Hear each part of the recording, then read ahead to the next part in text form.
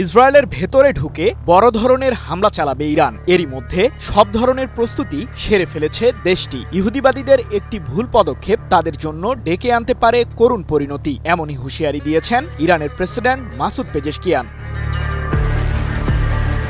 সামরিক হামলা কিংবা বাণিজ্যিক নিষেধাজ্ঞার মাধ্যমে ধ্বংস হবে না ইরানের পারমাণবিক কার্যক্রম। ইসরায়েল ও যুক্তরাষ্ট্র সহ পশ্চিমাদের এমন প্রচেষ্টাকে কঠোরভাবে দমনের হুঁশিয়ারি দিয়ে মাসুদ পেজেশকিয়ান বলেন, আমাদের পারমাণবিক কর্মসূচি ধ্বংস হয়েছে বলে পশ্চিমারা দাবি করছে, যা একটি ভুল ধারণা। পারমাণবিক সক্ষমতা আমাদের স্থাপনায় নয়, বরং আমাদের বিজ্ঞানীদের মাঝে রয়েছে। 23 জুলাই ইরানের প্রেসিডেন্টের বরাতে বিষয়টি নিশ্চিত করেছে দেশটির রাষ্ট্রীয় সংবাদ মাধ্যম প্রেস টিভি।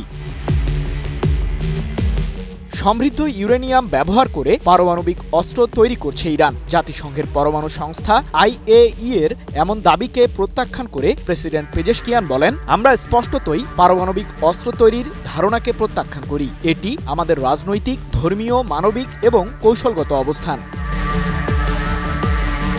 এ সময় ইসরায়েলের যে কোনো নতুন আগ্রাসনের চরম জবাব দেবে ইরান, এমন সতর্কবাণী দিয়ে মাসুদ পেজেশকিয়ান বলেন, ইহুদিবাদীদের যে কোনো নতুন সামরিক আগ্রাসনের জবাব দেওয়ার জন্য সম্পূর্ণ প্রস্তুত আমরা। আমাদের বাহিনী আবারও দখলদার ইসরায়েলিদের গভীরে আঘাত করার জন্য তৈরি আছে। এর আগে গত মাসে টানা 12 দিন যাবৎ সামরিক সংঘাতে জড়ায় ইসরায়েল ইরান। ওই সংঘাতে দুই পক্ষেরই ব্যাপক ক্ষয়ক্ষতি হয়। ইসরায়েলি সামরিক বাহিনীর হামলায় ইরানের বেশ কয়েকজন জ্যেষ্ঠ সামরিক কর্মকর্তা নিহত হন। তবে ইহুদিবাদীদের বিরুদ্ধে কঠোর প্রতিরোধ বলয় গড়ে তোলে ইরানও। বসুন্ধরা টিস্যু, অশুদ্ধতার বিরুদ্ধে এক বিন্দুও ছাড় নয়।